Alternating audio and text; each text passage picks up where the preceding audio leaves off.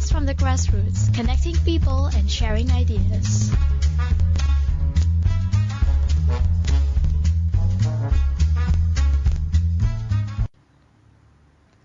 Hello and welcome back to Duran ASEAN. You're with Gowri. This is Grace. And we are moving on to our Blast from the Grassroots session. And today our topic will be about the constitutional battle that's happening in Indonesia, and also to discuss about the future of Indonesia's democracy.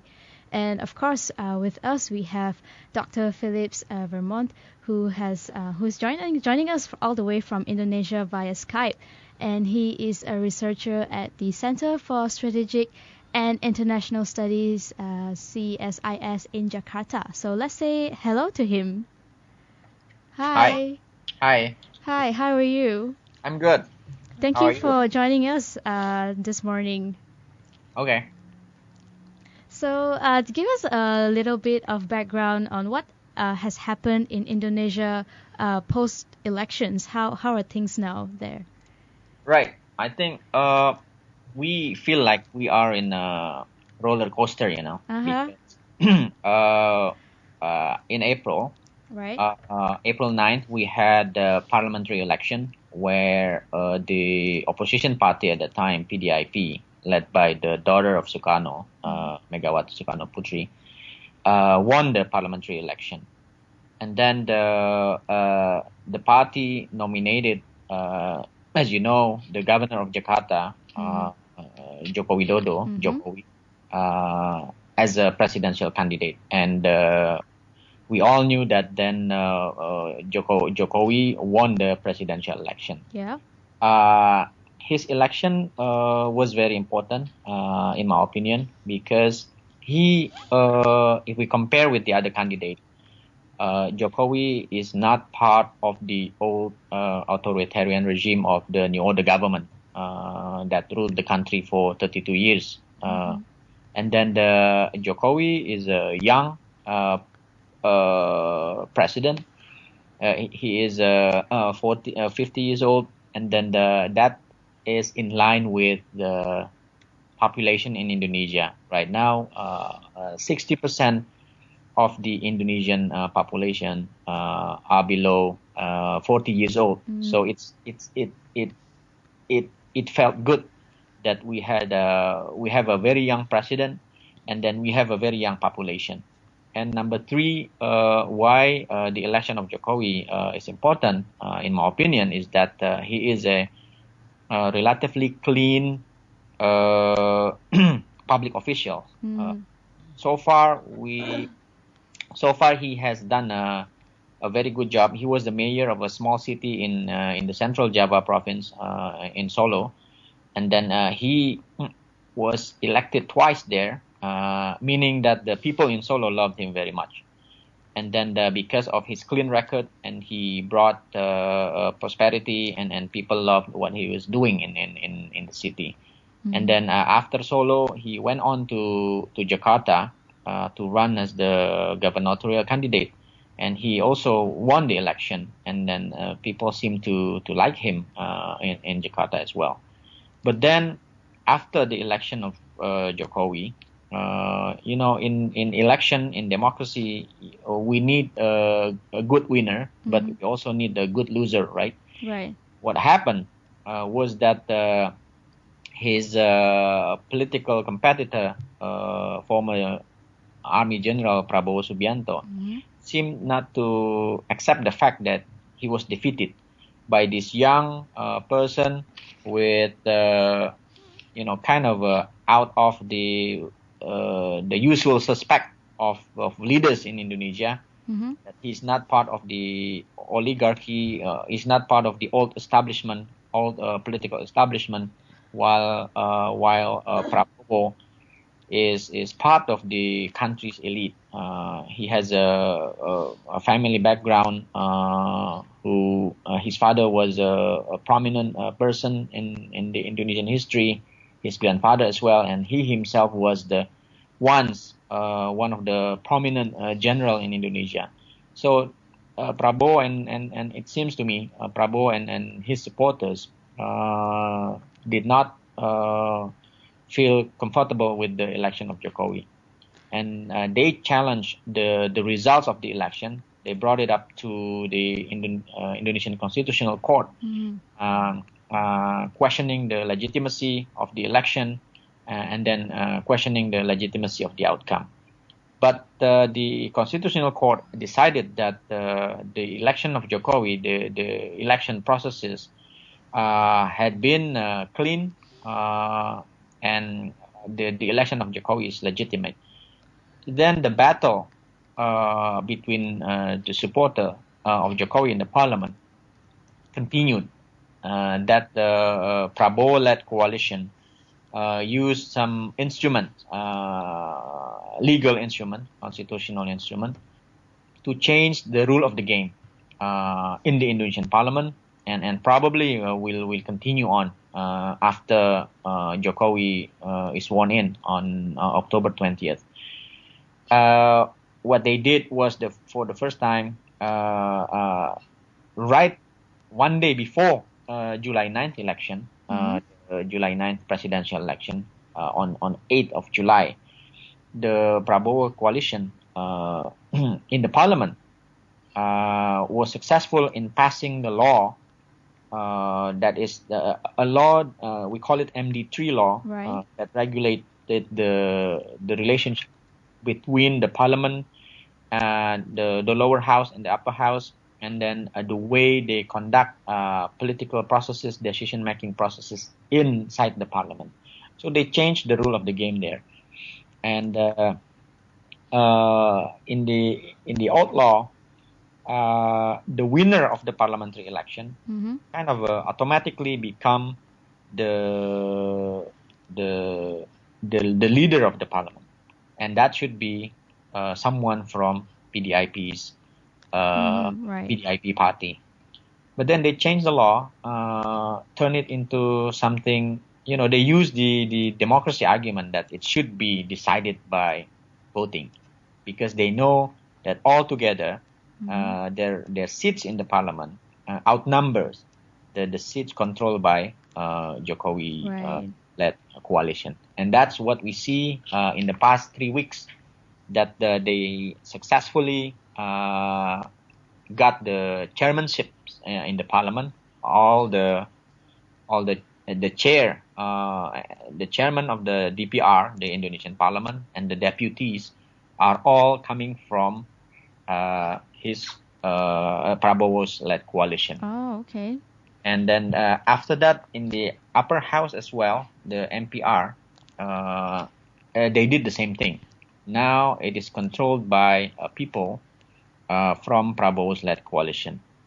In the long run, it's good that we have some sort of a divided government, that in the executive branch of power, one party control it, Jokowi's party, and the legislative branch of power, another group of parties control it. So it creates check and balances actually in the long run. But in the short run, the problem is that the divided government is good if they discuss, if they challenge, if they are opposing policies that are not good for the Indonesian people. So if they are talking about substance, that is good. But what we've seen so far in the Indonesian parliament in the past 3 weeks is that they actually changed the democratic rules of the game. And that worries me and many other Indonesians in the country. But you said that the divided government is good for the country in a way, but at the rate that, because the relationship between Jokowi and Prabowo is a bit hostile, so is it actually possible for them to work together, although it may be good in the long run? Well, they should. I mean, if they are real politician that is not limited by the narrow interest, so far what I've seen is that it's kind of what's in their mind is just have some sort of revenge because they are defeated in the election, and then that creates a problem that we are facing right now. But as I said, if they are opposing Jokowi because of policies that they are not happy with, or they think it's not good for the Indonesian people. For example, we are now debating whether or not to remove the fuel subsidies that cost us a lot of money in terms of the national budget and so on. So if the discussion is on that, so they argue about the benefit or the disadvantage of having the fuel subsidies, and that can be good for the Indonesian people, because then what comes up will be a rational decision, right? But now they are not talking about that as yet, but they are talking about how to change the rule of the game, how they conduct politics, and how they can control or oppose Jokowi in a quote-unquote constitutional way, while it is in essence actually curtailing Jokowi as a president, as well as curtailing people from controlling either of them. People should be critical to Jokowi because I think Indonesians have learned that we cannot give a blank check to our leader. We did that for 32 years, that we trust Suharto so much and let him rule the country for so long. And then in the end, we know that what happened was actually authoritarianism. So Indonesian learns that no matter what, whether or not they love Jokowi, but they deep inside know that we are not giving blank check to Jokowi. And the same is true for the parliament. Indonesians have been critical to the politician in the parliament because so many scandals, mega corruption scandals involving all these politicians and so on. Now, what happened in the Indonesian parliament with the MD3 law that I mentioned before, and there is another law that they just passed, revised, that is the direct election law for the governor, head of district, and mayor. So the Prabowo-led coalition took the power back from the people, that they wanted all this local election be conducted inside the local parliament, not by involving people in any sort. So they are trying to curtail Jokowi, but at the same time, they try to disconnect people from politicians, that we no longer control who's going to be our leader at the local level. So all these signs are worrying to me, because we experienced this before, the centralized government where people have no say at all in terms of policy, in terms of electing our leaders. And we suffer for 32 years that we don't have freedom of expression and so on and so forth.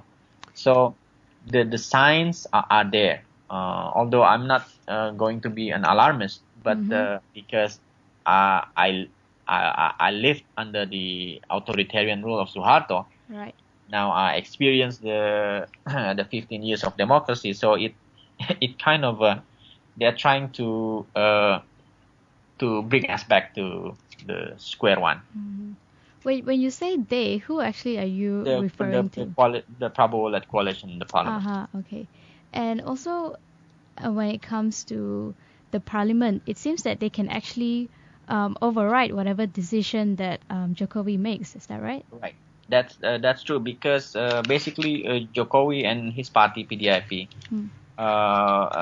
did not control in terms of the number of seats they have in the parliament. So the Prabowo's coalition controls more than 50% of the seats in the parliament. So if they have voting, it is more likely that the Prabowo side will win, when they are deciding something. So in that sense, Jokowi may not actually be able to deliver what he promised, because his decision can be vetoed by the other party.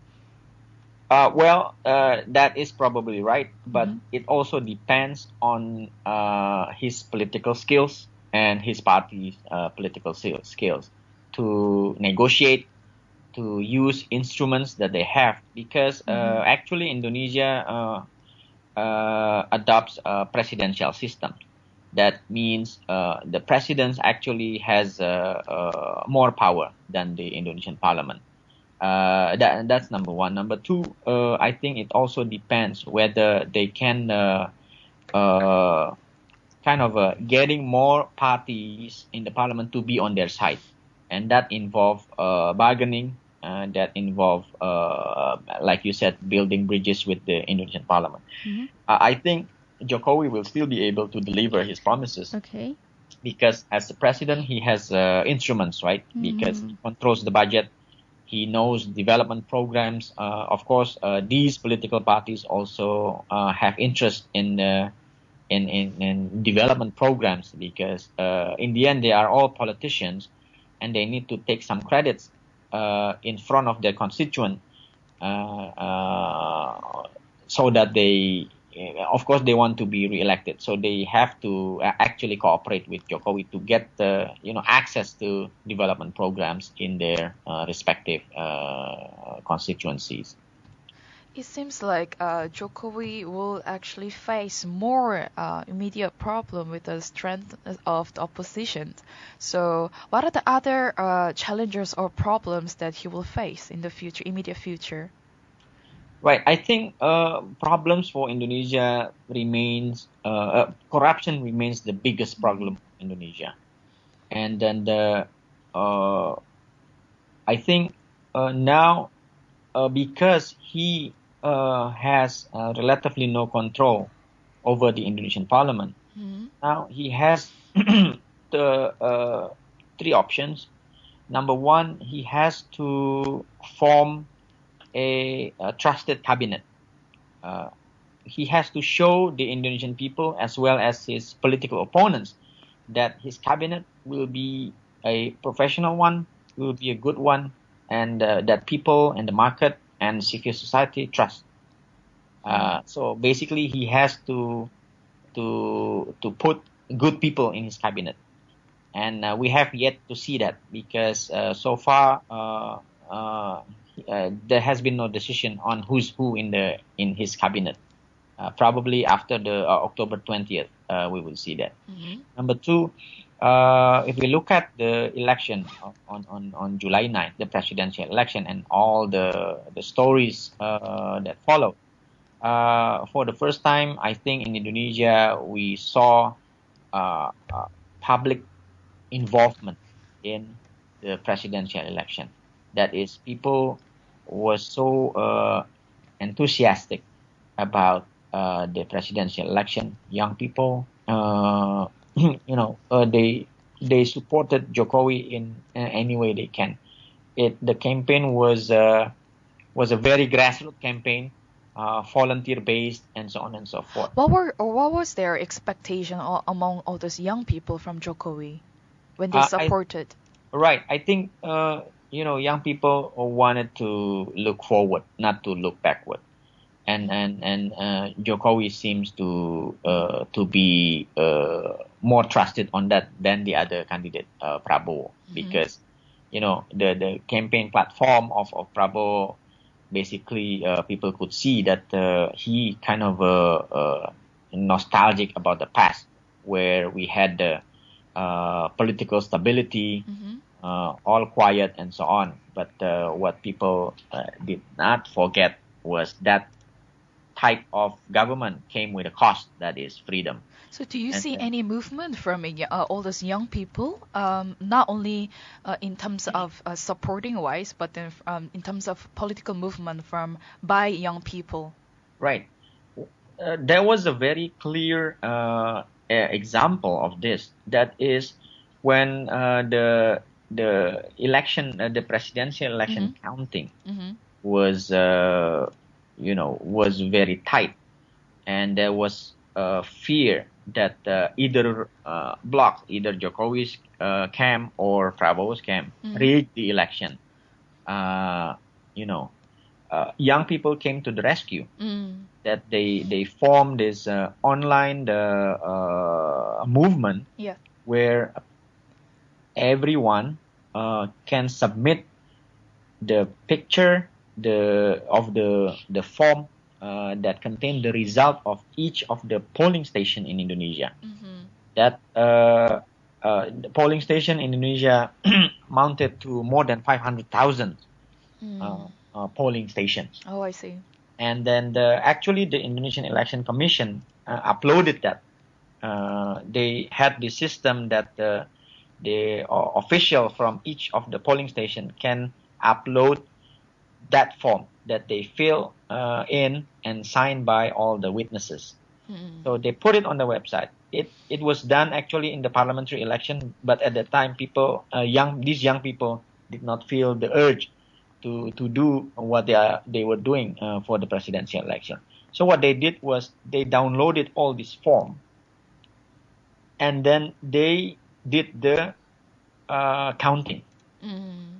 So before the Indonesian Election Commission finished their counting, these young people already finished based on the official document that was provided by the Indonesian Election Commission on the website. I see. So there were like 2 or 3 initiatives on this, and then so we know that even if anyone try to rig the election, manipulate the result and so on, they could not do that, because what they are using, these young people using, and the Election Commission using, is the original document from each of these 500,000 polling station.